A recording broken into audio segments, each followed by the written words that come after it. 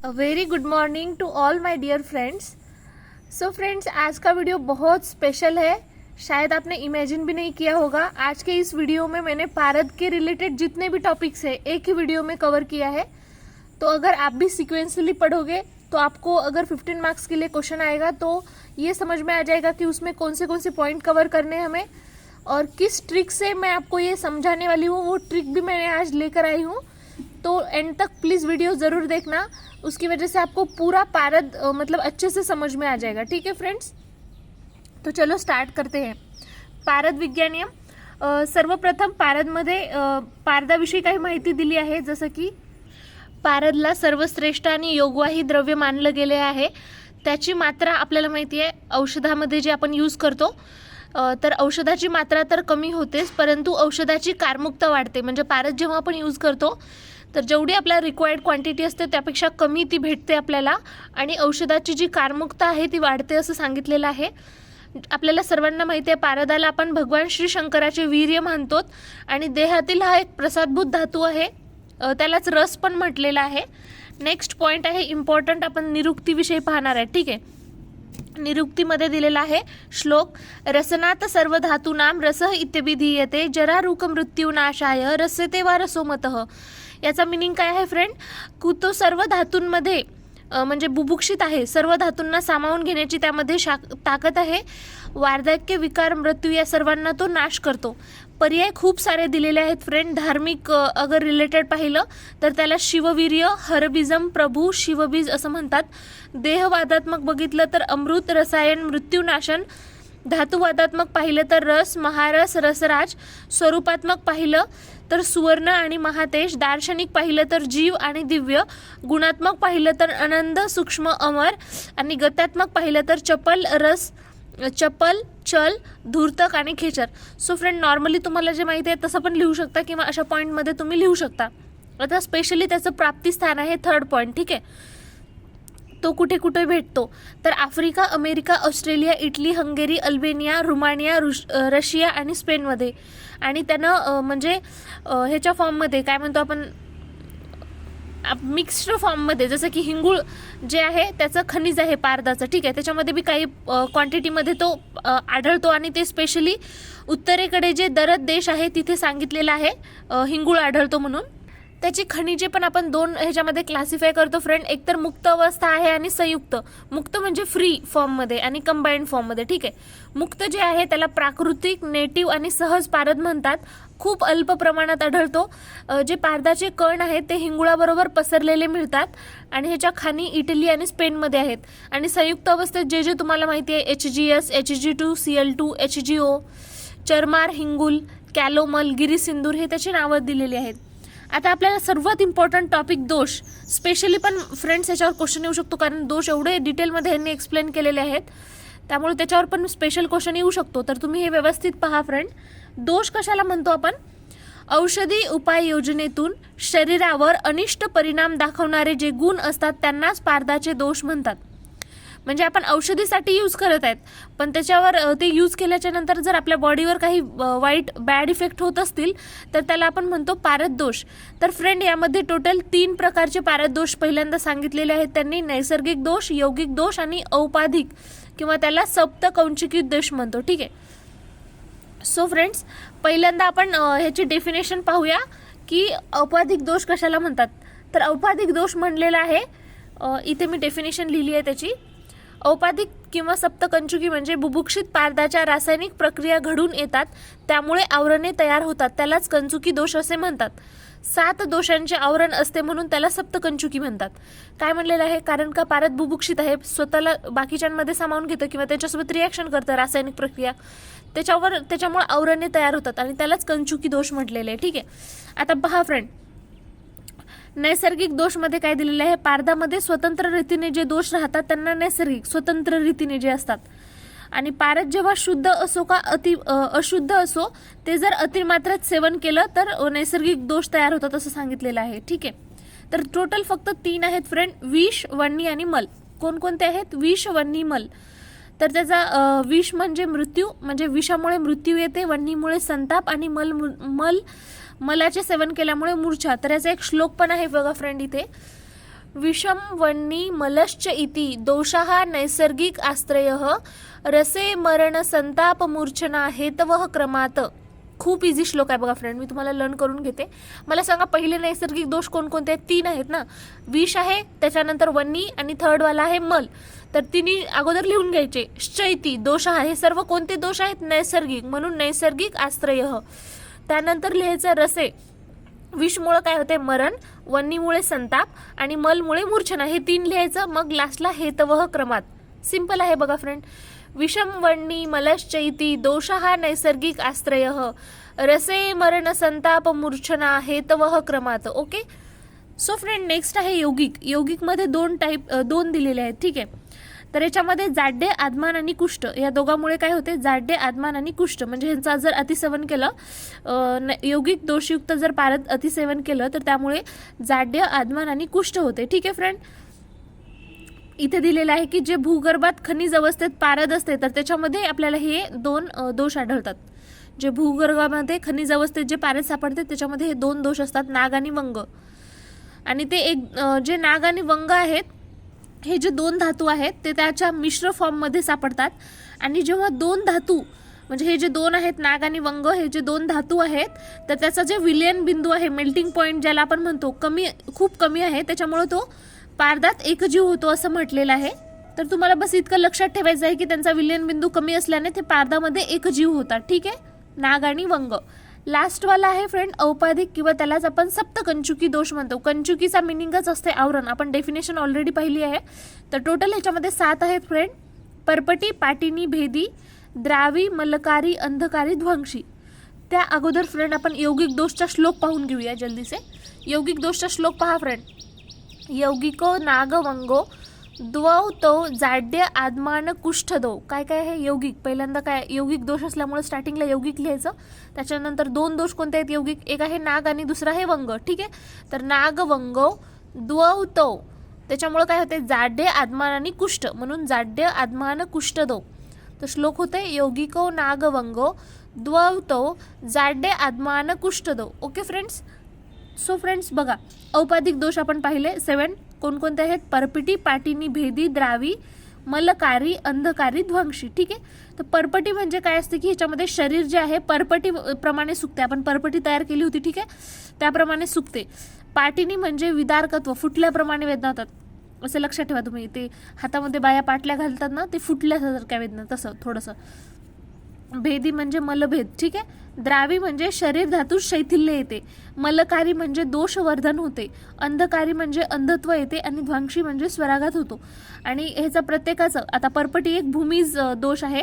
पाटिनी जे आहे ते गिरीज आहे. भेदी जे आहे वारीज आहे. द्रावी जे आहे नागज आहे. मलकारी पण नागजच आहे. अंधकारी आणि ध्वंशी वंगज. तर कसं लक्षात ठेवायचं? भूमी, त्याच्यानंतर गिरीज वारीज, गिरीज वारीज, त्याच्यानंतर नागज वंगज. भूमीज, गिरीज वारीज, नागज वंगज. भूमीज, गिरीज वारीज, नागज वंगज. ठीक आहे.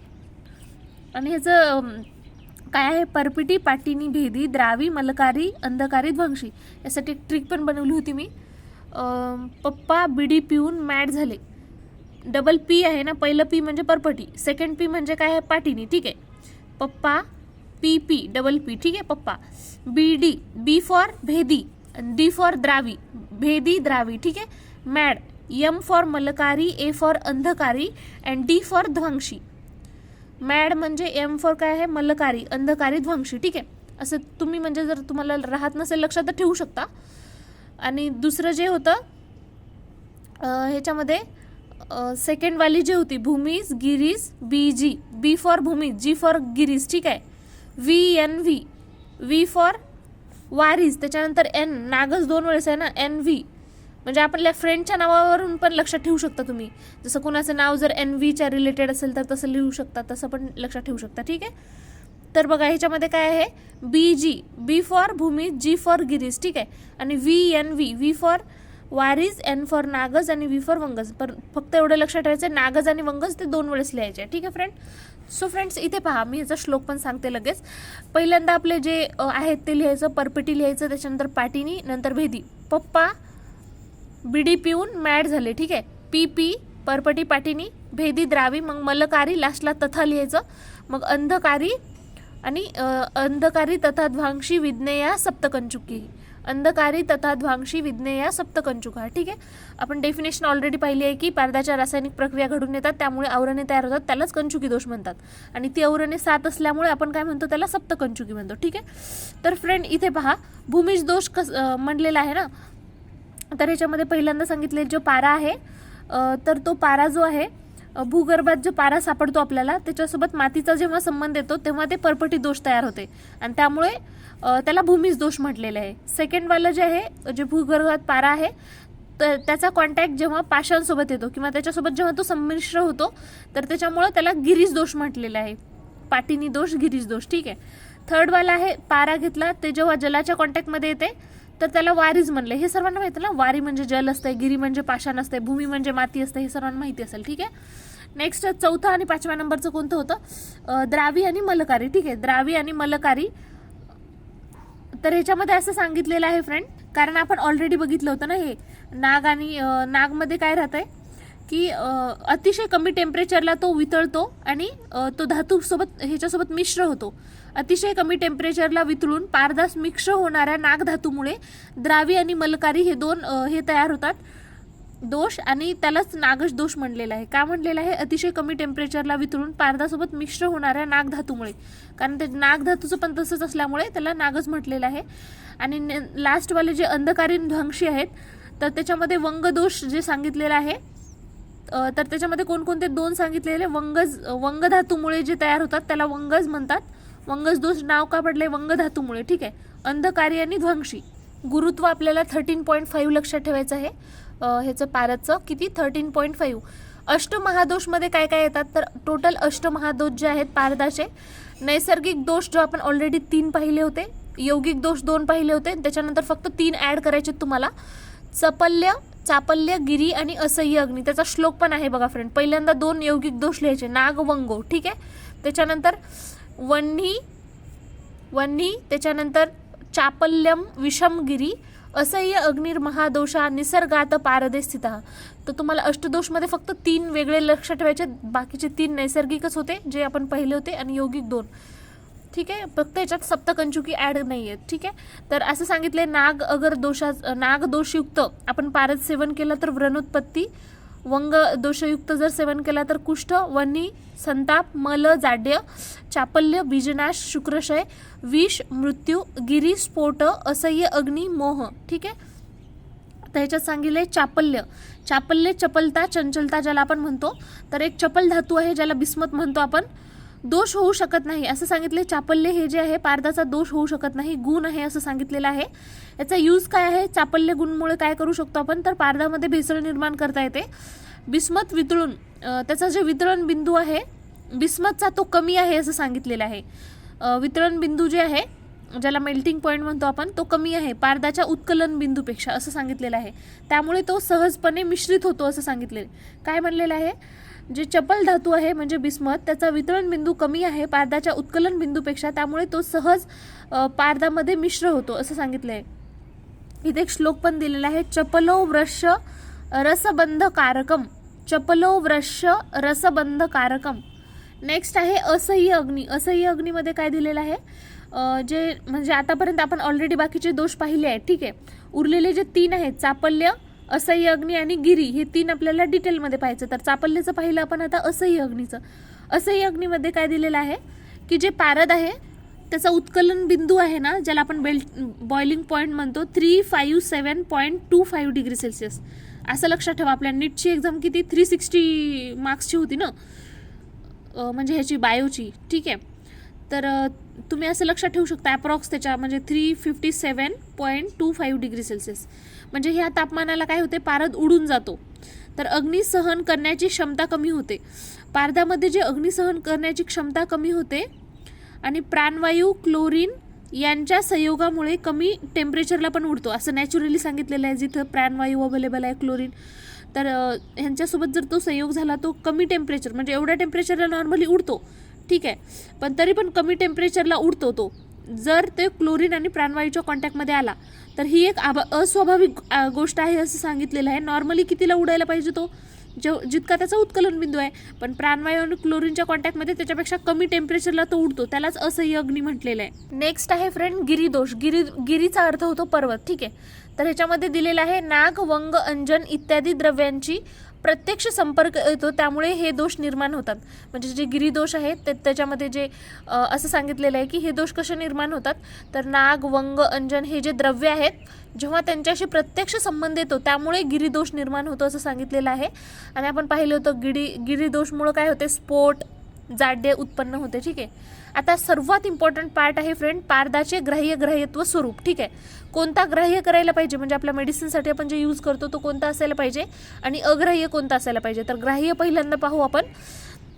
ज्या पारदाच्या अंतभागामध्ये नीलवर्णाची आभा असते, अंतभागामध्ये काय सांगितले, नीलवर्णाची आभा असते, सूर्याप्रमाणे जो चकचकीत म्हणजे एकदम तेजस्वी जो असतो, स्पर्श केला त्या पारदाला तर आपण तो शीत, वजनाने जड, चंचल, सूक्ष्म आणि घन असायला पाहिजे. स्पर्श केल्यावर काय म्हणते, शीत, वजनाने जड, चंचल, सूक्ष्म आणि घन असायला पाहिजे. नंतर म्हणले हात, वस्त्र, कागद, बाटली यांना काळा रंग न देणारा. आता आपण पारद त्याच्यामध्ये ठेवतो समजा बॉटलमध्ये, मग त्याला जर चिपकून बसला तर त्याचा काळा कलर होणार ना, पण तसं नसायला पाहिजे असं म्हणते. निर्लेप असणारा म्हणजे त्याच्यावर काही पण अशा उमटून बसू नये. आणि वितळलेल्या चांदीप्रमाणे जो दिसतो, म्हणजे आपण जेव्हा त्याला वितळतो ना तर तेव्हा त्याच्यामधून कोणत्याही प्रकारचा गंध आला नाही पाहिजे, हे एक पॉईंट लक्षात ठेवा. ठीक आहे, तर काय काय पाहिलं फ्रेंड्स आपण. पहिल्यांदा तर म्हणलं अंतभागमध्ये नीलवर्णाची आभा असायला पाहिजे, सूर्याप्रमाणे चकचकीत असायला पाहिजे, स्पर्शाला शीत, वजनाने जड, चंचल, सूक्ष्म, घन असायला पाहिजे, हात, वस्त्र, कागद, बाटली यांना काळा रंग न देणारा असायला पाहिजे म्हणजे निर्लेप, आणि वितळलेल्या चांदीप्रमाणे आणि वितळताना त्याचा कोणता पण स्मेल, गंध नाही यायला पाहिजे. ठीक आहे, आता अग्राह्य कोणता आहे, जो धुसर आहे, पांढरट, चित्रविचित्र वर्णाचा आहे, काचेच्या बाटलीत आतून चिपकणारा, जे काचेच्या बाटलीत आतून चिपकतो, कागद वस्त्रावर घासल्यास काळसर वर्ण देतो, गतीने मंद, बाटलीत ठेवला असता तळाशी साका जमा होतो, तर ते अग्राह्य आहे. ठीक आहे, नेक्स्ट आहे भौतिक गुणधर्म. तर पारदचा नॉर्मल टेम्परेचर जे असते त्याला द्रवीभूत असतो पारद. Hg, मर्क्युरी सर्वांना माहिती आहे द्रवी स्थितीत राहतो. ठीक आहे, वितळलेल्या चांदीप्रमाणे शुभ्र व चकचकीत दिसतो. रासायनिक सूत्र काय, Hg. गुरुत्व किती आहे ऑलरेडी पाहिले 13.5. अणुक्रमांक ॲटॉमिक नंबर 80 आहे आणि अणुभार क्रमांक ॲटॉमिक वेट नंबर 200 आहे. त्यानंतर त्याचा गोठण बिंदू फ्रीजिंग पॉईंट ज्याला आपण म्हणतो 39 डिग्री सेल्सिअस. ठीक आहे, उत्कलन बिंदू जे आहे ऑलरेडी पाहिलं आपण 357.29. परमाणु बंधन क्षमता त्यामध्ये 2 आहे. अपेक्षित घनत्व किती आहे त्यामध्ये 12.59 आणि सामान्य तापमानास पारदाचे बाष्पीभवन होते, ही एक गोष्ट लक्षात ठेवा. रासायनिक गुणधर्म म्हणजे तो कोणासोबत रिॲक्शन करतो कोणासोबत नाही, तर इथं खूप सारे लिहिले पण मी तुम्हाला सिम्प्लिफाईड सांगते. बघा, पहिल्यांदा नॉर्मल सांगितले की पारद जे आहे कोणासोबत रिॲक्शन करत नाही. ठीक आहे, H2SO4 सोबत करतो असं सांगितलेलं आहे, HCl सोबत पण करतो, आयर्न आणि प्लॅटिनम सोबत पण रिॲक्शन करतो, अल्कली सोबत पण करतो आणि वॉटर सोबत पण. ओ गॉड, सॉरी, उलटं झालं, रिॲक्शन करत नाही म्हणलेलं आहे ना, हां सॉरी. तर इथं पहा H2SO4 सोबत करत नाही म्हटलेलं आहे, ते थोडंसं कन्फ्यूज झालं. ठीक आहे, H2SO4 सोबत रिॲक्शन करत नाही, HCl सोबत पण करत नाही नॉर्मल टेम्परेचरला, आयर्न आणि प्लॅटिनम सोबत आयर्न आणि प्लॅटिनम सोबत पण करत नाही, अल्कली सोबत पण करत नाही, वॉटर सोबत पण करत नाही. मग कोणासोबत रिॲक्शन करतो, तर अक्वेरिजिया HCl आणि HNO3चं जे कॉन्सन्ट्रेशन आहे त्याच्यासोबत करतो. HNO3 इथं पाहिलं होतं ना आपण, HNO3चं इथं लिहिलं नाही वाटतं मी. HNO3चं कसं दिलं आहे, कॉन्सन्ट्रेटेड आणि डायल्यूट दोन्ही फॉर्ममध्ये तो रिॲक्शन करतो असं सांगितलेलं आहे. ठीक आहे, H2SO4 सोबत only in the presence of heat. H2SO4 normal असेल तर करत नाही, आपण लिहिलं ना वर. आणि जर म्हणजे तो हीटच्या प्रेझेंटमध्ये दिलं तर तो करतो. ठीक आहे, आणि एअरवर जर त्याच्यासोबत ठेवलं तर ऑक्सिडेशन प्रोसेस होते, ही सांगितलेले, म्हणजे त्याचे ऑक्साईड्स फॉर्म होतात. सो फ्रेंड प्लीज कन्फ्यूज नका हो. तर नो रिॲक्शनमध्ये काय लक्षात ठेवायचं तुम्हाला, कोणासोबत करत नाही, नॉर्मल H2SO4 सोबत करत नाही, HCl सोबत नाही करत, आयर्न, प्लॅटिनम, अल्कली आणि वॉटर, आणि कोणासोबत करतो, अक्वेरिजिया, HNO3, concentrated dilute, H2SO4 only in the presence of heat, air सोबत करतो. ठीक आहे, नेक्स्ट आहे फ्रेंड पारद शोधन. ठीक आहे, मोस्ट इम्पॉर्टंट टॉपिक. कदाचित तुम्हाला पण हेच टॉपिकचं वेट असेल. तर पारद बघा, पारदाचे आपण 2 प्रकारचे शोधन बघतो. तर पहिल्यांदा सांगितलेलं आहे की पारद शोधन काय असते. तर पारद आहे ना, मुक्त अवस्थेत असो का संयुक्त अवस्थेत असो, त्याच्यामध्ये खूप प्रकारच्या अशुद्धी असतात. अशुद्धी म्हणजेच दोष म्हणलेला आहे. तर कोणकोणत्या अशुद्धी, एक तर भौतिक आणि रासायनिक म्हणजे फिजिकल आणि केमिकल, अशा 2 प्रकारच्या अशुद्धी त्याच्यामध्ये असतात, इम्प्युरिटी. ठीक आहे. जर आपण असंच डायरेक्ट दोषयुक्तच पारद जर सेवन केलं ना फ्रेंड, तर ते विषासारखं आहे असं सांगितलेलं आहे. ठीक आहे. आणि जर तो दोषमुक्त असेल म्हणजे शुद्ध असेल एकदम, तर मृत्यू, वार्धक्य याचा नाश करणारा आहे आणि अमृताप्रमाणे श्रेष्ठ आहे असं सांगितलेलं आहे. दोषयुक्त सेवन केलं तर विष आणि दोषमुक्त सेवन केलं तर मृत्यू, वार्धक्य याचा नाश करतो आणि अमृताप्रमाणे आहे.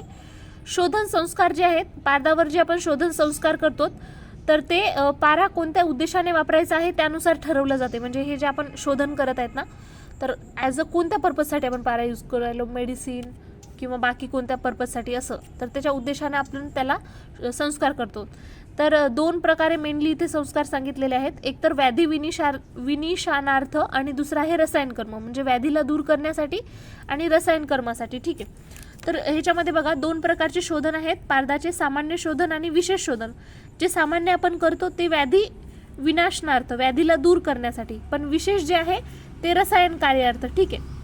तर यामध्ये सांगितले रसायन गुण येतीलच की नाही हे फिक्स नाही, कारण आपण हे सामान्य करत आहेत ना, तर हे इकडचं आहे, विशेष मधलं आहे रासायनिक कार्य, तर ते येतीलच का नाही असं फिक्स माहिती नाही. ठीक आहे. पण विशेषमध्ये आहे ना, दोन्हीच्या प्रॉपर्टी येतात. ज्या रसायन कार्याचे केल्याने शोधनाने व्याधी निवारण शक्ती निश्चित येते, म्हणजे ह्याच्यामध्ये रसायन तर येतेच, पण त्याच्यासोबत व्याधी निवारणार शक्ती पण येते असं सांगितलेलं आहे. तर ह्याच्यात काय दिलेलं आहे की आपण जेव्हा सामान्य शोधन करतो तेव्हा शारीरिक मानसिक व्याधी दूर करण्यासाठी आपण हे यूज करतो. विविध रसकल्पात सुद्धा आपण याचा वापर करतो. तर सामान्य शोधन म्हणलेलं आहे शारीरिक मानसिक व्याधी दूर करण्यासाठी विविध रसकल्पात आपण याचा वापर करू शकतो. प्रोसेसमध्ये काय दिलेलं आहे, तर आपण पहिल्यांदा पाहू सामान्य शोधन कसं करतात. तर सर्वांना माहिती आहे पारद आणि खटिका 1:1 रेशोमध्ये इक्वल जे सममात्रात घेतो आपण. खटिका कशाला म्हणतो आपण, जे चुना आहे त्याला. तर ते आपण पहिल्यांदा दगडी खलाट टाकणार. दगडी खलाट टाकल्याच्या नंतर 3 दिवस मर्दन करणार. काय म्हणले, पहिल्यांदा इक्वल क्वांटिटीमध्ये घ्यायचं, दगडी खलामध्ये टाकायचं, 3 दिवसापर्यंत मर्दन करायचं. मग त्याचं जे मिश्रण रेडी होते त्याला द्विपदरी वस्त्रातून पहिल्यांदा गाळून घ्यायचं. मग त्याच्यानंतर जे गाळलेलं पारद आहे त्याच्या समभाग जेवढं पारद आहे तेवढंच लसूण घ्यायचं, सोललेलं लसूण, आणि त्याचं जेवढं पारद होतं त्याचा हाफ भाग सेंधव घ्यायचं. ठीक आहे. जेवढं घेतलं होतं पारद त्याच्या इक्वल लसूण घ्यायचं आणि हाफ भाग सेंधव घ्यायचं. त्यानंतर त्याला एका खलामध्ये टाकायचं, खलवयंत्रामध्ये त्याचा कल्क बनवायचा, मर्दन करायचं जोपर्यंत कल्क काळा होणार नाही. आणि मग ते जे मिश्रण तयार होतं त्याला प्रक्षालन करायचं शीतजलाने किंवा कांजीने. मग शुद्ध पारद वेगळा करायचा. सिंपल आहे प्रोसेस, काहीच नाही. दुसरी एक छोटी मेथड सांगितली आहे, जर तुम्हाला ही हार्ड वाटत असेल तर. सांगितले पारद आहे त्याच्यात लसूण आणि सेंधव टाकायचं आणि तप्त खलवयंत्रामध्ये 7 दिवस मर्दन करायचं, मग शुद्ध होते असं सांगितले. तर विशेष शोधनमध्ये पाहूया. विशेष शोधनमध्ये अष्टमहादोष दूर करण्यासाठी आपण जे अष्टमहादोष पाहिले होते 8, यौगिक 2, त्याच्यामध्ये नैसर्गिक 3, असे जे बाकीचे उरलेले जे 3 होते तर ते दूर करण्यासाठी आपण विशेष शोधन करतो. तर पहिल्यांदा प्रत्येक दोषानुसार आहे. आता जसं समजा आता नाग आहे तर नाग दोषाला जर आपल्याला दूर करायचं आहे, हे बघा फ्रेंड प्रोसिजर तर सेमच आहे. तुम्ही एक प्रोसिजर जर लक्षात ठेवली, बाकीच्या सगळ्यांसाठी प्रोसिजर सेम आहे, फक्त इथं जे द्रव्य आपण यूज करतो ना ते वेगळे आहेत. तर तुम्ही प्रोसिजर पहिल्याची समजून घ्या, बाकीच्या याला फक्त द्रव्य लावून ठेवा. ठीक आहे. तर पहिल्यांदा दिले नागदोष निवारणार्थ. नागदोष जर दूर करायचं असेल आपल्याला तर गृहधूम, विटकरीचे चूर्ण, हरिद्रा चूर्ण, बारीक काललेली लोकर. तर सिम्पली गृहधूम, विटकरीचे चूर्ण, हरिद्रा चूर्ण, बारीक केलेली जे लोकर आहे ते घ्यायचं, त्याच्यामध्ये पारद टाकायचं, 1 दिवसाचं सोबत मर्दन करायचं त्यांचं. मग अम्ल कांजीने प्रक्षालन करायचं, नागदोष नष्ट होतात. सिंपल आहे. जे द्रव्य घेतले पारदासोबत त्याला मर्दन करायचं 1 दिवस कंप्लीट, अम्ल कांजीने त्याला प्रक्षालन करून समजायचं की त्याच्यामधले जे नागदोष होते नष्ट. सेकंडमध्ये बी वंगदोष आहे. वंगदोषमध्ये इंद्रायण, अंकोल, हरिद्रा चूर्ण या सर्वांना पारदासोबत घ्यायचं, मर्दन करायचं आणि लास्टला अम्ल कांजीने प्रक्षालन करायचं, वंगदोष नष्ट. फक्त हे लक्षात ठेवा, इंद्रायण, अंकोल, हरिद्रा चूर्ण, इंद्रायण, अंकोल, हरिद्रा चूर्ण. ठीक आहे. नेक्स्ट आहे वन्नी. वन्नीमध्ये चित्रक मूल चूर्णासह, म्हणजे प्रोसिजर सेमच आहे, चित्रक मूल चूर्णासह पारदाला मर्दन करायचं. ठीक आहे. नेक्स्ट आहे मलदोष. मलदोषमध्ये अमलता सत्वक चूर्ण. काय आहे? अमलता सत्वक चूर्ण. नेक्स्ट आहे चापल्य दोष. चापल्य दोषमध्ये कृष्णधत्तूर पंचांग बीज, कृष्णधत्तूर पंचांग किंवा बीज विषदोष दूर करण्यासाठी त्रिफला चूर्ण, ठीक आहे. गिरिदोषसाठी त्रिकटू चूर्ण, असह्य अग्निदोषसाठी गोक्षूर चूर्ण किंवा कल. तर तुम्ही आता हे कसं लक्षात ठेवणार, आता ह्याचे खूप म्हणजे हे आहे, जसं की सेकंडवालं वंगदोष होतं ना, त्याच्यात इंदू आणि अंकल हरी हे वंगळे आहेत, असं एक ट्रिक आहे, ठीक आहे. वंगदोषासाठी आहेत वंगळे, इंदू अंकल आणि हरी, म्हणजे इंद्रायण, अंकोल आणि हरिद्राचूर्ण, असं काही पण तुम्ही ट्रिक तयार करू शकता. चित्राताई वन्नी जवळ बसते, वन्नी दोषसाठी काय आहे, चित्रकमूल, म्हणून चित्राताई, ठीक आहे. आणखी जसं तुम्हाला ठीक वाटेल तसं लर्न करा फ्रेंड. नेक्स्ट आहे योग्य मात्रा, ठीक आहे. आता ह्याच्यात सांगितलेलं आहे की पारद आपण जे यूज करतो त्याची मात्रा किती असायला पाहिजे. तर तुम्हाला असं म्हणजे सगळ्या ह्याच्यामध्ये पहिल्यांदा 2000 पल दिलेला आहे, मग 1000, 100, 28, 10, 5, 1, म्हणजे अशी एक मात्रा दिलेली आहे की तुम्ही अशा फॉर्ममध्ये त्याला यूज करायचं असते. एक तर 1 पल, नाही तर 5, 10, 28, 100, 1000, 2000 असं पल पारद मात्रा यूज करायला सांगितले. आणि 1 पल म्हणजे 40 ग्राम असते, तर आणि 4 तोळे, हे तुम्ही जर लक्षात ठेवलं तर तोळेमध्ये वगैरे पण तुम्ही लिहिता येईल, ठीक आहे. नंतर दिले पारद अष्टसंस्कार, सर्वात इम्पॉर्टंट टॉपिक अष्टसंस्कार. आपण जे 8 प्रकारचे त्याच्यावर संस्कार करतो, तसे तर टोटल खूप सारे 20 काही जणांनी सांगितलेले आहेत संस्कार, आणि आपल्याला श्लोकमध्ये टोटल 18 दिलेले आहेत, ठीक आहे. तर आपल्याला आणि शिकायला कमीच दिलेले आहे, ठीक आहे. तर त्याच्यामध्ये पहिल्यांदा दिले अधिक मात्रेत घ्यावे लागते. पारद जेव्हा आपण संस्कार करतो की नाही त्याच्यात, तर ह्याची क्वांटिटी जास्त असायला पाहिजे. का? कारण ह्याच्यात लॉस खूप असतो. संस्कारोही गुणांतराधानम, संस्कार त्यामुळे न्यू गुण म्हणजे जे नवीन गुण असतं ना त्याचं आदान होते असं सांगितलेलं आहे. तर त्याच्यामुळे म्हणले संस्कारोही गुणांतराधानम. ओके. तर ह्याच्यामध्ये 2 गोष्टी सांगितलेल्या आहेत फ्रेंड. परम प्रयोजन जर विचारलं कुणी रसशास्त्राचं तर 2 आहेत, देहसिद्धी आणि लोहसिद्धी, ठीक आहे. तर देहसिद्धीमध्ये काय की पारद यूज वेगवेगळ्या सिद्धी औषधी निर्माण करण्यासाठी आपण करतो. ज्यामध्ये पारदाचा यूज आपण वेगवेगळ्या सिद्ध औषधी निर्माणासाठी करतो त्याला देहसिद्धी. आणि लोहसिद्धी म्हणजे धातूसाठी, जसं की सुवर्ण सारखे जे मौल्यवान धातू आहे त्या प्राप्तीसाठी जर आपण त्याचा यूज करत असेल तर लोहसिद्धी, पण आपल्याला मेडिसिनमध्ये यूज करत असेल तर देहसिद्धी, ठीक आहे. तर फ्रेंड इथे बघा तुम्ही श्लोक लिहिलेला आहे मी अष्टसंस्कारमध्ये जे टोटल 18 संस्कार दिले त्याचा. तर इथं श्लोक आहे स्वेदन मर्दन मूर्छा उत्थापन पातन निरोध नियमाश्च दीपनम गगनम ग्रास प्रमाण अथ चारणम विधानम च गर्भधृती बाह्यधृती जारण रस राग सारणम चैव क्रामण वेदो भक्षणम अष्टदश इति रसकर्म. तर फ्रेंड सिंपल आहे. स्वेदन मर्दन जे आहे, मूर्छन आहे त्याच्यात उत्तापन, नेक्स्ट आहे पातन, मग आहे रोधन आणि नियमन, दीपन आहे, दीपनच्या नंतर हे गगन असंच आलेलं आहे वर्ड, ग्रास समान असं दिलेलं आहे. इथं जे ग्रास प्रमाण अथ दिले ना तिथं फक्त ग्रास समान, ठीक आहे. नेक्स्ट आहे चारण, त्याच्यानंतर आहे गर्भधृती बाह्यधृती, जारण आहे, त्याच्यानंतर सारण पण दिलेलं आहे, आणि इथे रंजन एक लक्षात ठेवायचं तुम्हाला, ठीक आहे. नेक्स्ट आहे क्रामन आहे, भक्षण आहे, आणि वेदो म्हणजे वेधकर्म, असे टोटल 18 संस्कार इथे दिलेले आहेत. यामध्ये सांगितले फ्रेंड जे पहिले 8 संस्कार आहेत ना, तर त्याच्यामधले जे पहिले 5 संस्कार आहेत ते दोषाच्या निर्हरणासाठी, जेवढे अष्टमहादोष पाहतो आपण त्या दोषांना दूर करण्यासाठी आहेत, आणि उरलेले 3 जे आहेत ते वीर्य जे आहे वाढवण्यासाठी आहेत. तर हे लक्षात ठेवा. हे जे अष्टसंस्कार करतो ना आपण फ्रेंड, तर ह्याच्यामुळं काय होते, मॅक्सिमम औषधी सामावून घेण्याची त्याच्यामध्ये क्षमता येते, ह्याच्यामध्ये जरणशक्ती वाढते, बुभुक्षित बनतो पारा, मौल्यवान धातूचे पारदात मिश्रित म्हणजे मौल्यवान धातू त्याच्यामध्ये मिश्र होतात, औषधाची कारमुकता शतपटीने वाढते, 100 पटीने त्याचं औषधाची कारमुकता वाढते. जो धातू आला त्याच्या कॉन्टॅक्ट म्हणजे ज्याच्यामध्ये आला तो त्याच्या कॉन्टॅक्टमध्ये आला तरी त्याचं वेट कॉन्स्टंट राहते म्हणतो, म्हणजे असं धातूमुळे त्याचं धातू सामावून घेतला म्हणून त्याचं वेट वाढेल असं नाही आहे. अष्टसंस्कार करताना आपल्याला कोणकोणती यंत्र वापरावी लागतात, जसं की दोला यंत्र आहे, तप्त खल्व यंत्र आहे, पातन यंत्र आहे, घट यंत्र आहे, वस्त्र आहे, शेगडी आहे, कांजी, संस्कार उपयोगी द्रव्य आहे, आणि पारद. तर आता ह्याच्यामध्ये बघा 3 तर यंत्रच आहेत, 4 आहेत, दोला यंत्र, तप्त खल्व यंत्र, पातन यंत्र आणि घट यंत्र, ठीक आहे. त्याच्यानंतर पारद तर लागणारच आहे. उरलं काय, वस्त्र, शेगडी, कांजी आणि संस्कार उपयोगी द्रव्य, ठीक आहे. पहिला आता सगळे संस्कार आपण पाहणार आहे डिटेलमध्ये. पहिला आहे स्वेदन संस्कार, ठीक आहे. स्वेदन संस्कारमध्ये काय सांगितलेलं आहे, जे क्षारद्रव्य आहेत, अम्लद्रव्य आणि अन्य जे काही औषधी द्रव्य आहेत पारदाचे दोलायंत्रामध्ये पचन करणे याला स्वेदन. आता स्वेदन प्रोसिजर सर्वांना माहिती असेल फ्रेंड. जर तुम्हाला काही असं वाटत असेल काय वेगळं आहे तर तेच लिहून टाकायचं. काय क्षार द्रव्यामध्ये वगैरे पारदाचे दोलायंत्रामध्ये जे पचन करतो आपण त्यालाच म्हणतात. त्याचा यूज काय आहे, स्वेदन संस्कार केल्यामुळे काय होते, जे काही मल आहेत ते शिथिल होतात. कसं करायचं स्वेदन संस्कार, तर पहिल्यांदा आहे की जे शुंठी आहे, मिरी, पिंपळी, सेंधव, मोहरी, चित्रक, अद्रक आणि मुळा हे सर्व घ्यायचं. प्रत्येकी 1/16 भाग, म्हणजे जेवढं पारद आहे त्याच्या 1/16 भागात घ्यायचं.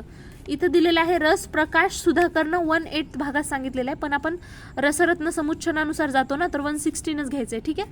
नंतर त्याला कांजी बरोबर बारीक वाटायचं, त्याचा कल्क बनवायचा आणि द्रोणाकार तयार करायचं. म्हणजे द्रोणाकार जे बनवतो आपण त्याची जाडी जी असते त्या अंगठा एवढी असायला पाहिजे सांगितलेलं आहे. आणि तो जो पारा आहे कांजीत उडणार नाही म्हणून आपण त्याचा द्रोणाकार घेतलेला आहे. ठीक आहे. तर द्रोणाकार असं तयार करायचं त्याचा. आणि खळगामध्ये ते असं जे तयार केलं, आता समजा असं खलबत्ता घेतला आपण, त्याच्यामध्ये ठेवलेला आहे कल्क त्याचा जे बनवलेला आहे बारीक, तर ते त्याच्या असं तयार करायचा आकार की ज्याच्यामुळं पारद असा उडून बाहेर पडणार नाही. खळग्यामध्ये पारद ठेवायचा आणि कल्क सुकेल म्हणून त्याच्यामध्ये थोडं थोडं थोडं कांजी ॲड करत राहायचं. ठीक आहे. कल्काच्या 4 बाजूनी काय करायचं, वड किंवा केळीची पानं घ्यायचे, त्याच्यानं वेढायचं आणि द्रोण 4 पदरी वस्त्रात पोटली तयार करायची. मग ते द्रोणाचा यूज करून 4 पदरी वस्त्र घेऊन त्याची पोटली बांधायची. दोलायंत्रामध्ये 3 दिवस मंद अग्नी द्यायची. नंतर कांजी आटते, त्याच्यामध्ये जे कांदी आटली की डबल टाकायचं, न्यू ॲड करत राहायचं आणि 3 दिवस अहोरात्र स्वेदन केल्यानंतर त्याला बाहेर काढायचं. आणि नंतर मग स्वेदन संस्कारित पारा मिळवावा. फर्स्ट जे आहे कोष्ण कांजीने त्याला प्रक्षालन करायचं, नंतर कोष्ण जलाने. खूप इझी प्रोसेस आहे बघा फ्रेंड, काहीच नाही. हे द्रव्य घेतले 1/16 भागमध्ये, मग कल्क बनवला, त्याचा कल्क बनवून काय केलं आपण त्याला त्याचा द्रोणाकार तयार करून त्या कल्का म्हणजे तिथं खळगा तयार केला आणि त्याच्यात पारद टाकलं आणि त्याच्यानंतर ते जे कल्क आहे त्याच्या सगळ्या बाजूंनी केळीचे वगैरे पानं ठेवली. मग 4 पदरी वस्त्र घेऊन त्याची एक पोटली तयार केली आणि दोलायंत्रामध्ये ठेवलं. 3 दिवस आपण सारखं मंद अग्नी दिली. जसं जसं कांजी कमी होते त्याच्यात ॲड करत राहायचं आणि 3 दिवस आपण जे करतो त्याच्यानंतर त्याला बाहेर काढायचं आणि संस्कार होते त्याच्यावर, मग प्रक्षालन करून घ्यायचं. झालं. सेकंड आहे मर्दन. अम्ल वर्गातील द्रव्य कांजीच्या साह्याने पारदाचे खलवयंत्रात जे पेषण केले जाते, म्हणजे ज्याच्यामध्ये आपण अम्ल वर्गातील द्रव्य यूज करतो आणि कांजीच्या साह्याने जे पारदामध्ये खलवयंत्रामध्ये असे जे पेषण तयार केलं आपण, जे मर्दन म्हणजे असं मागं पुढं ते खलबत्याने हे करतो ना, तर ते आपण त्याला म्हणतो मर्दन. ठीक आहे. यूज काय याचा, बहिर्मलाचा नाश होतो. म्हणजे मर्दनमुळे काय होते, बहिर्मलाचा नाश होते. ठीक आहे. कृती काय आहे याची, की आपल्याला जे सांगितलेले आहेत सगळे द्रव्य, जसं की गृहधूम आहे, विटकरी चूर्ण आहे, गूळ, सेंधव आणि मोहरी याचा 1/16 भाग घ्यायचा. ठीक आहे. आणि ह्याच्यामध्ये सांगितलेलं आहे की लोखंडीच खल घ्या, ते बेस्ट आहे असं सांगितलेलं आहे. आणि त्याला काय करायचं, पारदाबरोबर 3 दिवसापर्यंत मर्दन करायचं. मग झाल्याच्या नंतर पहिलं जे आहे कोष्ण कांजीने प्रक्षालन आणि नंतर उष्ण जलाने आणि नंतर द्विपदरी वस्त्राने गाळ करून घ्यायचं. काहीच नाही. द्रव्य घेतले, 1/16 भाग घेतलं, खलामध्ये टाकलं, त्याला 3 दिवस मर्दन केलं. सेम आहे पहिल्यासारखं. ठीक आहे. आणि ह्याच्यामध्ये मग प्रक्षालन करून घ्यायचं. नेक्स्ट आहे मूर्छन. मूर्छन म्हणजे काय, त्याचे नष्टपिष्टत्व प्राप्त येजेपर्यंत त्याला हे करणं, मर्दन करणं. मर्दनच आहे सेम, फक्त ह्याच्यामध्ये नष्टपिष्टत्व हा वर्ड आला पाहिजे. म्हणजे नष्टपिष्टत्व म्हणजे काय, घन स्वरूप जोपर्यंत त्याला प्राप्त होत नाही तोपर्यंत मर्दन करायचं. मूर्छनमुळे काय होते की जे नागवंगादी, भूमीज, कंचुकी दोष आहेत ते नष्ट होतात. ह्याची कृती दिलेली आहे की आपण जे पारद घेतो ते दगडी किंवा लोखंडी पहिल्यांदा खलीमध्ये घ्यायचं. मग 1/16 पट पारदाच्या 1/16 भाग काय घ्यायचं, कुमारी स्वरस घेतल्यामुळे सांगितलेलं आहे मलदोष नष्ट होतात. नंतर त्रिफला चूर्णमुळे वनी दोष नष्ट होतात आणि चित्रक मूळ चूर्णमुळे विष दोष, म्हणजे हे तिन्ही दोषाला नाश करण्यासाठी आपण कुमारी स्वरस, त्रिफला चूर्ण आणि चित्रक मूळ चूर्ण घेतो. त्याचं मर्दन करायचं, मग घनत्व प्राप्त होते आणि नंतर कांजीने प्रक्षालन करायचं. पुन्हा द्रव्य ॲड करा, म्हणजे हे पुन्हा आणखी हे जे द्रव्य आहे 3 पुन्हा ॲड करा, पुन्हा नष्टपिष्टत्व येईपर्यंत मर्दन करा. असं टोटल 7 वेळेस करायचं आहे, सेम क्रिया. नेक्स्ट आहे उत्तापन संस्कार. उत्तापनमध्ये काय आहे, नष्टपिष्टत्व प्राप्त झालेला पारा पुन्हा मूळ स्वरूपात. अगोदर काय केलं होतं आपण, मर्दन केलं होतं, म्हणजे सगळ्यात पहिल्यांदा स्वेदन, नंतर मर्दन, नंतर डबल नष्टपिष्टत्व येजेपर्यंत मर्दन. आता काय म्हणते, नष्टपिष्टत्व दूर करायचं, त्याचं मूळ स्वरूपात आणायचं म्हणते, त्याला उत्तापन म्हणलेलं आहे. पारदारची मूर्छा नष्ट होते ह्याच्यामुळं. पुतिदोष जे आहेत, नागवंगादी जे दोष आहेत ते नष्ट होतात. कृती काय आहे ह्याच्यामध्ये कोणकोणतं उत्तापन संस्कारसाठी डमरू यंत्र, दोलायंत्र किंवा दगडी खल असं पण यूज करू शकतो. त्याच्यामध्ये कृती सांगितलेलं आहे. पहिल्यांदा दोलायंत्र कांजीत स्वेदन करायचं, दोलायंत्र घ्यायचं, त्याच्यामध्ये कांजी वगैरे टाकून त्याच्यात स्वेदन करायचं, उष्ण जलाने प्रक्षालन करायचं आणि मूळ स्वरूप प्राप्त होते. 3च प्रोसिजर आहेत. या संस्कारानंतर पारदाचं जे वजन आहे ते कमी होते असं सांगितलेलं आहे. काय म्हणले? दोलायंत्रात कांजीत त्याचं स्वेदन करायचं, नंतर उष्ण जलाने प्रक्षालन, मूळ स्वरूप प्राप्त होते. सर्वात इम्पॉर्टंट पातन संस्कार आहेत. तर आपल्याला माहिती आहे पातन यंत्र पण तुम्ही ऐकलं असेल. तर ह्याच्यामध्ये पारदाचे मर्दन करून पातन यंत्राद्वारे पुन्हा पारद प्राप्त करणे, म्हणजे पातन यंत्राद्वारे संस्कार करून त्याला पुन्हा पारद प्राप्त करायचं आहे. तर ह्याच्यामध्ये 3 असतात, ऊर्ध्व, अधः, तिर्यक. आणि ह्याच्यामध्ये जे कंचुकी दोष आहेत ते नष्ट होतात, सर्व दोषमुक्त पारद असं होतं असं सांगितलेलं आहे. 3 प्रकारे आहे फ्रेंड्स, ऊर्ध्व, अधः आणि तिर्यक. ठीक आहे. तर ऊर्ध्वमध्ये काय असते? ऊर्ध्वमध्ये सिम्पली खाली एक घट घेतला जातो आणि वरी एक घट, दोघाला संधिबंधनानं जॉईन केलं जातं. थोडंसं डायग्राम व्यवस्थित नाही आली आहे फ्रेंड, तर तुम्ही हे करून घेशाल. ठीक आहे. तर हे ऊर्ध्वपातनमध्ये काय राहते? खाली आपण ते पिष्टी ठेवतो, म्हणजे जे पारा वगैरे जे आहे ना ते खाली ठेवतो आणि त्याला खालून तीव्र अग्नी देतो, तो वर येऊन चिपकते. आणि वरी काय करायचं? आपण एक ओले वस्त्र टाकायचं, ज्याच्यामुळं काय होते? वरी इथून जरी वाफानं ते पारद इथं आलं असेल तरी ते इथं चिपकतो आणि श्वंगशीत झाल्यावर आपण त्याला काढून घेऊ शकतो. तर इथं सांगितले बघा, उत्पादित पारा आणि 1/4 पट शुभ्र ताम्र चूर्ण घ्यायचं, एकत्र खलामध्ये त्याची पिष्टी करायची. पहिल्यांदा काय करायचं? उत्पादन संस्कार केला होता ना आपण, तोच पारा घ्यायचा, त्याच्या 1/4 पट शुभ्र जे ताम्र चूर्ण आहे ते घ्यायचं, एकाच खलामध्ये दोघाला टाकायचं आणि त्याची पिष्टी, आणि ती पिष्टी इथं टाकायची खाली, आणि मग ते खालून हिट द्यायचं, वर येते, इथं चिपकते. इथं चिपकल्याच्या नंतर थंड झाल्यावर ते चिपकून बसते, मग आपण त्याला काढून घेऊ शकतो. 3 टाइम्स ही प्रोसेस करायची आहे. नागवंगादी दोष नष्ट होतात. तसंच सांगितलेलं आहे, नागवंगादी दोष आणि ताम्राशी ह्याची प्रक्रिया होते. ह्याचं डमरू यंत्र किंवा विद्याधार यंत्र सुद्धा आपण ह्याच्यामध्ये यूज करू शकतो. ठीक आहे. नेक्स्ट आहे अधःपातन. अधःपातनमध्ये ह्याचे जस्ट अपोजिट. आता काय करायचं माहिती आहे का? खाली फक्त पाणी घ्यायचं आणि वरी ती पिष्टी राहू द्यायची, आणि वरून काय करायचं? सगळ्या साईडनं, जेवढं हे 4 साईडनं आहे ना, हे जमिनीच्या हे खड्ड्यामध्ये ठेवायचं खाली, आणि हे जे जमिनीच्या वर ठेवायचं एवढा भाग, आणि सगळ्या साईडनं रानशेण्या लावायच्या, ह्याच्या गजपूट द्यायचं याला, आणि वर इथं द्रव्याचा लेप वरच्या मटक्यामध्ये लावायचं, इथं संधिबंद करून टाकायचं, आणि ह्याच्या पूर्ण भरून इथपर्यंत तोंडापर्यंत पूर्ण पाणी द्यायचं, आणि वरून आपण जसं जसं त्याला हे करतो, हीट करतो, तर ते सांगितलेलं आहे बाष्पीभूत होऊन आपल्याला खाली साठलेलं मिळते. तर ह्याच्यात काय दिले? वरची हंडीत द्रव्यामधील पारदाचे, खालच्या हंडीत जल टाकावे म्हणते.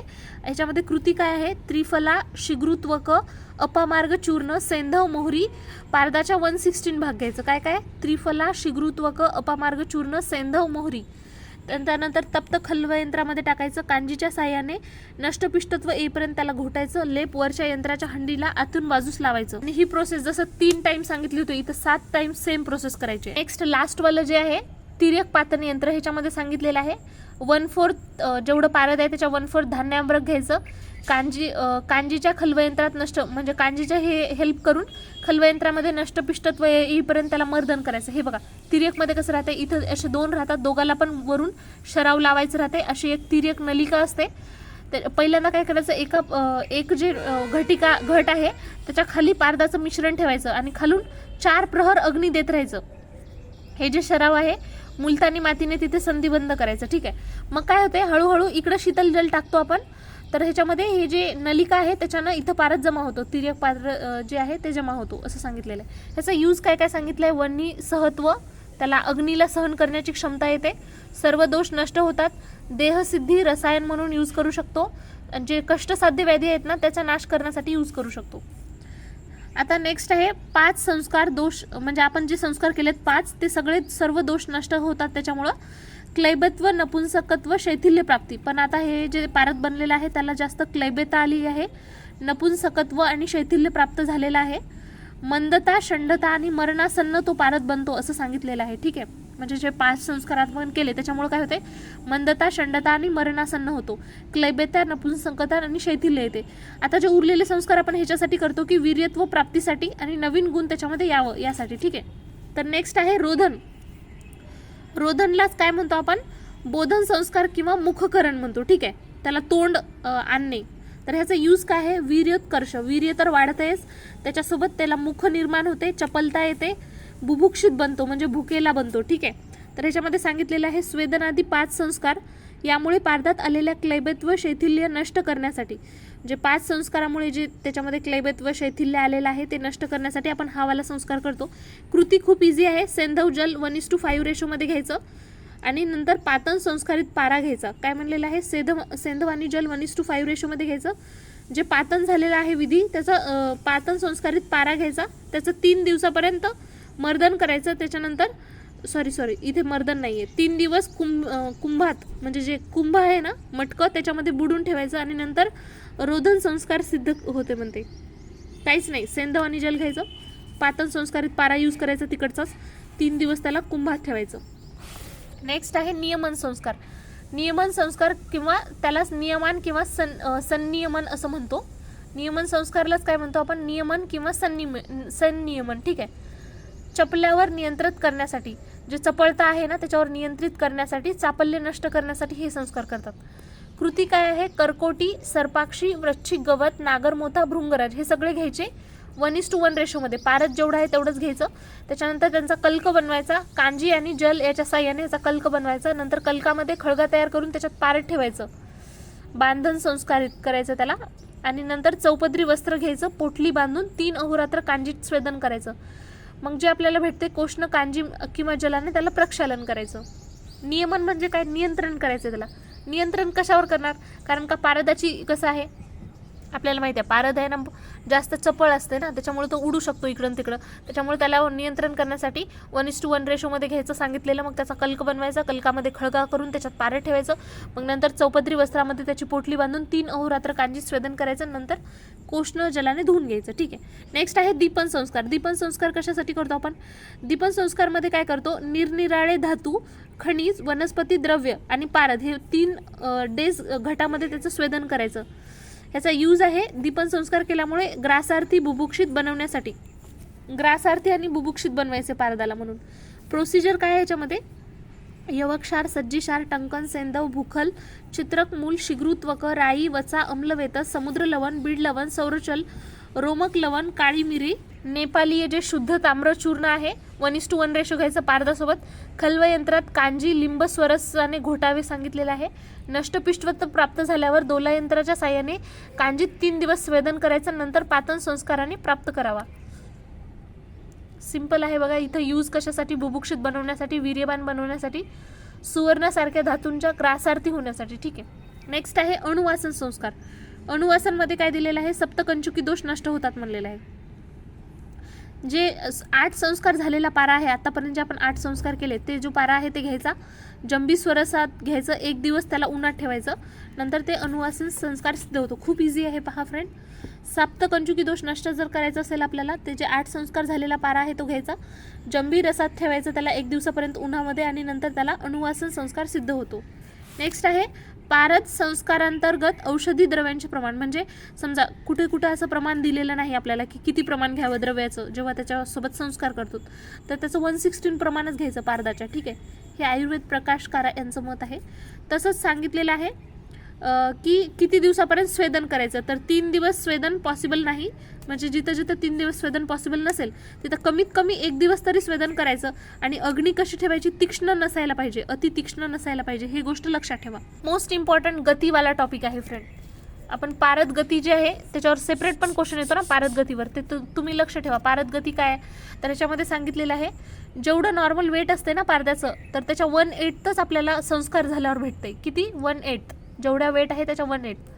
डेफिनेशन काय याच्या, कितीही काळजी घेतली तरी वजनामध्ये घट घडून येते, त्यालाच म्हणतात पारद गतीमुळे ती घट. तर 5 प्रकारच्या गती आहेत फ्रेंड, जलगती, हंसगती, मलगती, धूमगती, जीवगती. जलगती म्हणजे काय, जेव्हा आपण पारदाला धुतो ना, प्रक्षालन करतो, तर त्याचे छोटे छोटे कण जे आहेत ते जलामध्ये विखुरले जातात, म्हणजे जलामध्ये जातात. त्याच्यामुळं काय करायचं आपल्याला, जर असं होत असेल, लॉस आपल्याला जर कमी करायचं आहे, तर प्रक्षालित जे द्रव्य आहे ते स्थिर ठेवायचं पहिल्यांदा आणि तळाशी जमा झालेला पारा जे आहे पुन्हा प्राप्त करायचा. नेक्स्ट आहे हंसगती. हंसगतीमध्ये दिलेलं आहे मर्दन करताना किंवा एका पात्रातून दुसऱ्या पात्रात आपण जेव्हा ओतत असतो तेव्हा हंसगतीप्रमाणे ते निघून बाहेर जाते. तर ह्याच्यामध्ये सांगितले त्याचे जे काही कण आहेत ते बाहेर उडतात आणि पांढरे शुभ्र हंसाप्रमाणे चटकन उडणारे असतात, म्हणून ह्याला हंसगती म्हणलेलं आहे. ठीक आहे. नेक्स्ट दिलेलं आहे मलगती. ठीक आहे. मलगतीमध्ये दिलेलं आहे की मलदोष नष्ट करण्यासाठी संस्कार केले जातात. मलभागाबरोबर पारदाचा अंश नष्ट होतो, म्हणजे मलासोबतच ह्याचे काही काही अंश नष्ट होतात. संस्कार मध्ये एवढं लक्षात ठेवायचं, ह्याच्यामध्ये जे पूर्वकर्म आपण जे सांगितलेले आहेत म्हणजे संस्कार करताना, ते सगळे संस्कार शास्त्रोक्त विधीने करायचे, ज्याच्यामुळे की त्याच्यामध्ये लॉस नाही होणार. धूमगती सांगितलेली आहे. संस्कार ह्याच्यामध्ये की नाही संस्कार उष्णता द्यावी, म्हणजे धूमगती म्हणजे काय, धूर आपण ज्याला आपण म्हणतो, म्हणजे जेव्हा आपण संस्कार करतो कोणता पण त्याच्यात उष्णता द्यावी लागते आणि उष्णतेमुळे पारा उडतो म्हणलेला आहे. संधिबंधन करायला सांगितलेलं आहे जर आपल्याला त्याला उडू द्यायचं नसेल, किंवा उष्णतेचं प्रमाण कमी द्यायचं. आणि सांगितले आर्द्र वस्त्रातून शीतीकरण करावे. जीवगती म्हणजे अदृश्य, ह्याच्यामध्ये सांगितले कितीही जर आपण दक्षता घेतली तरीही त्यामध्ये जे लॉस होतो, जे की नॉन अवॉइडेबल आहे, त्याला जीवगती म्हणतात. तर पहिले जे 4 आहेत ते आपण पाहू शकतो, स्वतः दृश्य आहे, पण जीवगती ही अदृश्य आहे, जे आपल्याला पाहता येत नाही. सो फ्रेंड, याचा श्लोक तर खूपच इझी आहे बघा. 5 गती जलगो, जलगती आहे तर जलगो जलरूपेण त्वरितो. नंतर सेकंड वाली कोणती आहे, हंसगती, हंसगो भवेत. नेक्स्ट आहे मलगती, ठीक आहे, मलगो मलरूपेण स धूमो धूमगो भवेत. अंड्या जीव गतिर्देवी जीवो अंडदीव निष्क्रमेत. सिंपल आहे. पहिल्यांदा काय करायचं, जलगो जलरूपेण, तसंच खाली काय आहे, मलगो मलरूपेण, मग त्वरितो हंसगो भवेत, तसंच धूमगो भवेत, स धूमो धूमगो भवेत. आणि लास्टवाली गती काय आहे, अन्या जीव गतिर्देवी जीवो अंडदीव निष्क्रमेत. लास्ट टॉपिक आहे फ्रेंड, पारद बंद, ठीक आहे. पारदाला बांधणे, या संस्कारालाच पारद बंद म्हणतात. हातात पकडू नाही शकत, पारदाची चंचलता असल्यामुळे ह्याला हातात आपण पकडू नाही शकत. तर जी चंचलता असते ते औषधामध्ये यूज नाही करू शकत आपण चंचलतेमुळे. आणि संस्कारित पारा जे आहे पोटात डायरेक्ट घेता येत नाही, त्याच्यामुळे पारदाचे जे दुर्ग्रहत्व, म्हणजे एक टर्म दिलेला आहे दुर्ग्रहत्व, म्हणजे दुर्ग्रहत्वमध्ये सांगितलेलं आहे की पारदाला आपण डायरेक्टली यूज नाही करू शकत आणि पोटामध्ये पण घेता येत नाही, त्याला आपण दुर्ग्रहत्व म्हणतो. तर औषधीमध्ये जर आपल्याला वापरायचं असेल तर चांचल्य आणि दुर्ग्रहत्व नष्ट करावं लागते. सो फ्रेंड्स, यामध्ये फ्रेंड टोटल 25 बंद दिलेले आहेत आणि इतक्या ट्रिकनं मी तुम्हाला लर्न करून घेते. पहा, तुम्हाला वाटत पण नसेल की मी पहिल्यांदाच लर्न केलं, लक्षात पण राहिले, ठीक आहे. पहिल्यांदा पहा, माझ्यासोबत एक वेळेस रीड करा. हटबंद, आरोढबंद, आभासबंद, त्याच्यानंतर क्रियाहीन, पिष्टिका, शार खोट पोट, शार खोट पोट, त्याच्यानंतर कल्क कज्जली, कल्क कज्जली, सजीव निर्जीव निर्बीज सबीज. बघा हे 4 तर लक्षात येतात, सजीव निर्जीव सबीज निर्बीज असे बंध आहेत, ठीक आहे. नंतर शृंखला आणि द्रुती वेगळा आहे, ठीक आहे, शृंखला आणि द्रुती. त्याच्यानंतर 4 अवस्था कोणकोणत्या असतात आपल्या एजच्या, बालक, कुमार, तरुण आणि वृद्ध. तर तेच आहे बालक बंध, कुमार बंध, तरुण बंध, वृद्ध बंध, मूर्तिबंध, त्याच्यानंतर जल आणि अग्नी, आणि त्याच्यानंतर सुसंस्कृत आणि महाबंध. बहुत इझी आहे बघा फ्रेंड, तुम्ही 1-2 वेळेस म्हणाल ना तर होऊन जाते बघा. हट, आरोट, आभास, क्रियाहीन, पिष्टिका, शार खोट पोट, कल्क कज्जली, सजीव निर्जीव सबीज निर्बीज, ठीक आहे. शृंखला, द्रुती, बालक, कुमार अवस्था, तरुण अवस्था, तरुण, बंध आहेत ना हे सगळे, काय आहेत, बंधन पाहिलो ना पण, तर बंध, मूर्तिबंध, जलबंध, अग्निबंध, सुसंस्कृत बंध, महाबंध. आता ह्याच्यामध्ये फ्रेंड्स म्हणजे तुम्ही असं नॉर्मली पण लक्षात ठेवू शकता, ठीक आहे. आणि जसं की आता हटबंध आहे ना, असं सांगितलेलं आहे त्याच्यामध्ये की शोधन संस्काराचे महत्त्व लक्षात येते. म्हणजे डायरेक्ट विदाऊट शोधित जर आपण द्रव्य हे पारद यूज केला तर ते सांगितलेलं आहे हटबंध त्याला म्हणतात, आणि त्याच्यामुळे मृत्यू होऊ शकते.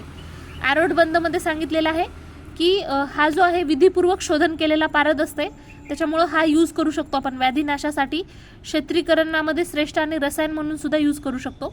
आभासबंधमध्ये सांगितले चांचल्य दूर करायचे असल्यास आपण यूज करतो. नैसर्गिक गुणामध्ये परिवर्तन आणणारा असतो. क्रियाहीन बंध म्हणजे जे शोधित पारा आहे त्याच्यासोबत लोह घेतो आपण, म्हणजे अशोधित असते, हे शुद्ध असते पारद, पण त्याच्यासोबत जे लोह घेतो ते अशुद्ध असते. आणि सांगितले पथ्य यूज केलं तर हे आपल्यासाठी चांगला असू शकतो, जर अपथ्य फॉलो केलं तर हानिकारक असू शकते. पिष्टिका बंधमध्ये सांगितलेलं आहे तीव्र उन्हामध्ये मर्दन केले तर नवनीत पिष्टी, जसं नवनीत पिष्टी तयार होते ना तसं. प्रखर सूर्यकिरण ह्याच्यामध्ये मोस्ट इम्पॉर्टंट सांगितले, असा जो आहे दीपन पाचनमध्ये यूज करू शकतो. क्षारबंधमध्ये सांगितलेलं आहे दीपन, बल्य, शूलनाशक, सुधा वर्गच्या भस्मासह पारदाचे मर्दन करावे असं सांगितलेलं आहे. नंतर आहे खोट आणि पोटबंध. खोट म्हणजे काय, गुटी स्वरूप प्राप्त होते म्हणलेलं आहे, जे वेगवेगळे द्रव्य आहेत त्याच्यानं, आणि ते जे गुटी आहे आपण जरी अग्नीत टाकलं तरी त्याचा काहीच लॉस नाही होत, अग्नी स्थिरता येते. आणि ऑल टाईपच्या डिसीज नष्टसाठी यूज करतो, आणि ही जर गुटी जे तीव्र अग्नीच्या कॉन्टॅक्टमध्ये दिली तर ती नष्ट नाही होत असं सांगितलेलं आहे. पोटबंध, पोटमध्ये परपटी, पोट म्हणजे परपटी, अबाल वृद्धांच्या व्याधी दूर करण्यासाठी रसपरपटी, पंचामृत परपटी. कल्कबंधमध्ये दिलेलं आहे पारदाचे चिखल स्वरूप जे प्राप्त होते त्याला कल्कबंध म्हणतात, जसं की रसपंक.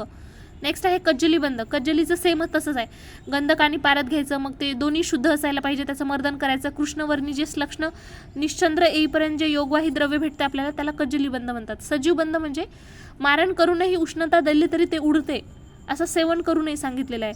आणि निर्जीव बंधमध्ये सांगितले अभ्रक जारीत किंवा गंधक जारीत पारदाचे भस्म केले असता त्याला निर्जीव बंध म्हणतात. नेक्स्ट आहे निर्बीज बंध. पारद भस्म करण्याची जी प्रक्रिया आहे त्याला म्हणलेलं आहे निर्बीज. नंतर शृंखला बंध आहे. 2 पारद भस्मांचे परमाणू पारद साखळीप्रमाणे असे एकमेकांना अटकतात, त्याला शृंखला सांगितलेलं आहे. द्रुतीबंधमध्ये शुद्ध पारद बाह्य द्रुती संस्कार करून शास्त्रोक्त विधीने बंधन केले त्यालाच म्हणतात द्रुतीबंध. नेक्स्ट आहे बालबंध. याच्यामध्ये खूपच म्हणजे यूज करावं असं सांगितलेलं आहे. आता 4 स्टेजवाले मी सोबत सांगते फ्रेंड. बघा इथं शुद्ध अभ्रक आणि शुद्ध पारद आहे ना 1:1 रेशोमध्ये घेतो, तसं कुमारमध्ये आहे ना 2:1 रेशोमध्ये घेतात, तरुणमध्ये 4:1 आणि वृद्धमध्ये 6:1. प्रोसेस सेमच आहे. मग ह्याला घेऊन त्याची जारणा करायचं आणि नंतर त्याचा भस्म सगळ्यांमध्ये कॉमन आहे. शुद्ध अभ्रक शुद्ध पारद बालकमध्ये जसं 1:1 रेशोमध्ये घेतलं तसं त्याच्यामध्ये कुमारमध्ये काय 2:1 रेशोमध्ये घ्यायचं, तरुणमध्ये 4:1, वृद्धमध्ये 6:1. अभ्रकाची मात्रा वाढवत राहायचं, जारण करून मग भस्म बनवायचं. आणि हे सगळ्यात उत्तम रसायन उपद्रव आणि अरिष्ट नष्ट करणारं आहे असं सांगितलेले. आणि सगळे जेवढं असं अवस्थावाले ना ते रासायनिक कार्य आहे त्याचं. ठीक आहे. तरुण अवस्थामध्ये बघा इथं पण किती घेतले 2:1 रेशोमध्ये घ्यायचं. आणि ह्याच्यामध्ये सांगितले जर आपण हे कुमारबंध जे 1 तंडूल आपण यूज केलं 21 रात्रीपर्यंत कुष्ठसारख्या व्याधी नष्ट होतात सांगितलेलं आहे. तरुण बंधमध्ये सांगितले की सर्व रोग नाशक आहे, रसायन बलवीर्यता प्रदान करणार आहे. वृद्धबंधमध्ये सांगितले लोहसिद्धी आणि देहसिद्धीसाठी उत्तम आहे म्हणून. मूर्तिबंध आहे अभ्रक जारणेशिवाय तीव्र अग्नी सहन करू शकणारे पारदाचे भस्म बनवणे, म्हणजे किती बी तीव्र अग्नी असेल तर ते सहन करू शकणार, ऑल डिसीजसाठी यूज करू शकतो. जलबंधमध्ये सांगितलेलं आहे जलासारखं विशेष द्रवाचा आपण उपयोग करणे, ह्याला म्हणतात जलबंध. शीलतोय, शिला म्हणजे दगड आणि तोय म्हणजे जल. ठीक आहे, त्याच्याप्रमाणे द्रव्य यूज करणे. अग्निबंधमध्ये दिलेले आहे गुटिका तीव्र अग्नीमध्येही क्षय पावत नाही. आणि ह्याचा यूज जे आहे आकाशगमन करण्याची शक्ती ह्याच्यामध्ये येते असं सांगितले. ते जर गुटिका आपण तोंडात टाकलं आकाशगमन करण्याची सुद्धा ताकद येते. फ्रेंड इथे जे खोट बंध आहे ना त्याच्यामध्ये हे लक्षात ठेवा, हे गुटिकाला जेव्हा हिट देतो तेव्हा नष्ट होते आणि इथे जे आहे अग्निबंधमध्ये नष्ट होत नाही. हे थोडंसं कन्फ्युजिंग पॉईंट आहे, मला पण थोडं कन्फ्यूज झालं होतं. ओके फ्रेंड, तर इथे तुम्ही लक्षात ठेवा की गुटिकाला म्हणजे हिट दिलं तरी नष्ट होत नाही, पण इथे जे अग्निबंध आहे त्याच्यामध्ये इथे नष्ट होते आणि इकडे नष्ट होत नाही. नेक्स्ट आहे फ्रेंड सुसंस्कृत बंध. तर यामध्ये काय दिलेलं आहे पहा, विष्णुक्रांता, सोमल, जलकुंभी, धतुरमूळ, इंद्र, वारुणी, लक्ष्मणाकंद, व्याघ्रपदी, कुरंटक, वृश्चिकाली, हस्तिशुंडी, हंसपदी, मुद्गपर्दी, राजिका, वनौषधी, पारदाच्या 16 भाग घेऊन त्यांचा अप्रसूत गायीच्या मूत्रासोबत सम्यक मात्रेत कल्क, हे सगळे जे आहे ना 116 भाग घ्यायचं.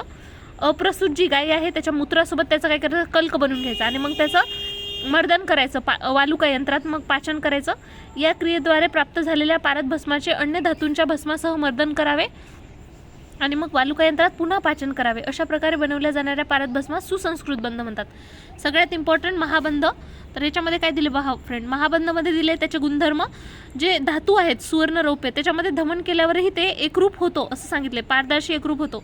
नेक्स्ट सांगितलेलं आहे की महाबद्ध पारदाचा जो क्षय आहे होत नाही, तो निबिड आहे म्हणले, गुटिकाकार आहे म्हणले, चकाकी दीर्घकालापर्यंत टिकून राहते, त्यावर आघात केल्यावर लवण स्फटिक रूप चूर्ण तयार होते, घासल्यास त्यापासून मल निघत नाही, तापवल्यास गंध निर्माण न करता तो वितळतो सांगितलेलं आहे. सो फ्रेंड ह्याचा श्लोक खूपच इझी आहे, जर तुम्हाला नाव लक्षात ठेवायचं बघा. हट आरोटो, जे पहिलं बघितलं होतं हटबंध नंतर आरोटो. ठीक आहे, आरोटो. तर त्यानंतर तथा अभास बंध बघितलं होतं. क्रियाहीन, क्रियाहीनश्च पिष्टिका, क्रियाहीन बंध नंतर पिष्टिका बंध. ठीक आहे.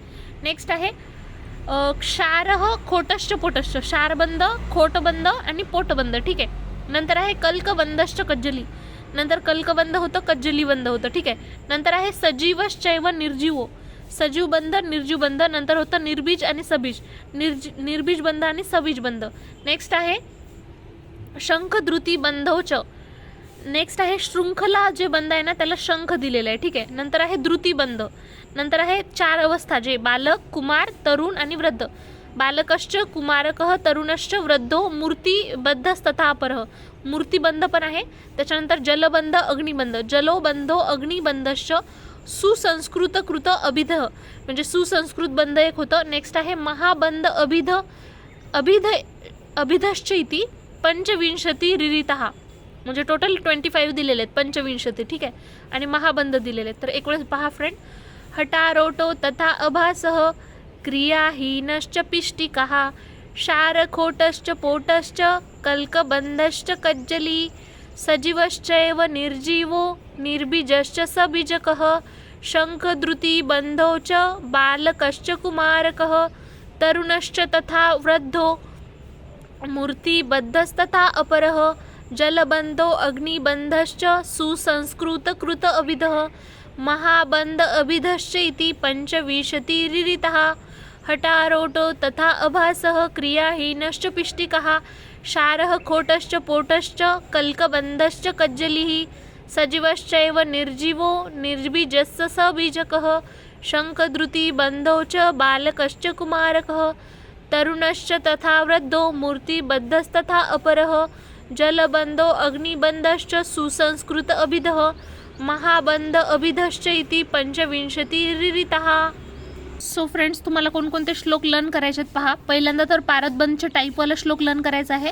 हटारोटो तथा अभासः क्रियाहीनश्च पिष्टिकः क्षारः खोटश्च पोटश्च कल्कबन्धश्च कज्जली सजीवश्चैव निर्जीवो निर्बीजश्च सबीजकः शङ्खद्रुतिबन्धौ च बालकश्च कुमारकः तरुणश्च तथा वृद्धो मूर्तिबद्धस्तथा अपरः जलबन्धो अग्निबन्धश्च सुसंस्कृत अभिधः महाबंध अभिधश्च इति पंचविंशतिरिरितः.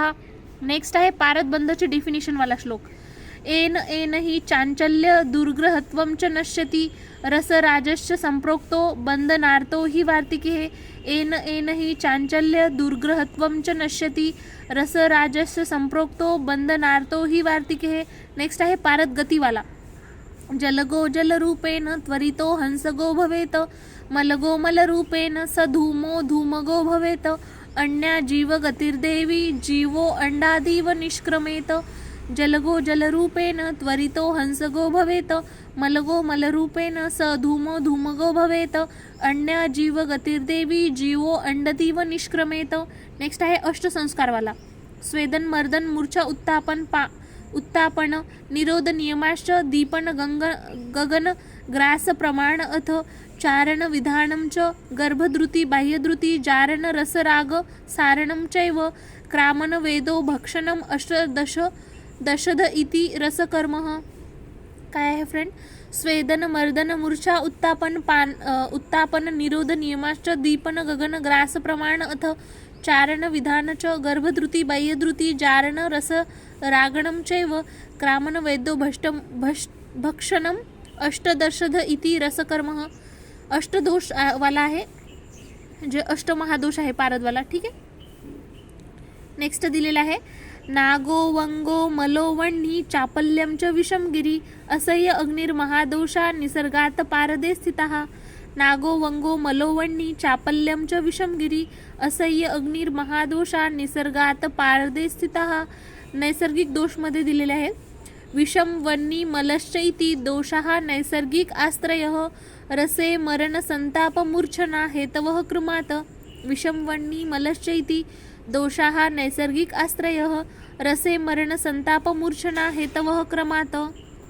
नेक्स्ट आहे फ्रेंड यौगिक दोष दिलेले आहेत. यौगिको नागवंगो दौतो जाड्य आत्मानं कुष्ठो. यौगिको नागवंगो दौतो जाड्य आत्मान कुष्ठधो. नंतर आहे औपाधिक सप्तकंचुकी दोष. परपिटी पाटिनी भेदी द्रावी मलकारी तथा अंधकारी तथा ध्वांशी विज्ञेयः सप्तकंचुकः. परपटी पाटिनी भेदी द्रावी मलकारी तथा अंधकारी तथा ध्वांशी विज्ञेयः सप्तकंचुकः. रस निरुक्तिवाला. रसनाथ सर्वधातूनां रसः इत्यभिधीयते जरारुक मृत्युनाशाय रसते वा रसोमतः. Thank you friends. तुम्हाला हा व्हिडिओ पारदविषयी मी जे डिटेल एक्सप्लेनेशन केलेला आहे आवडला असेल तर लाईक करा. थँक्यू.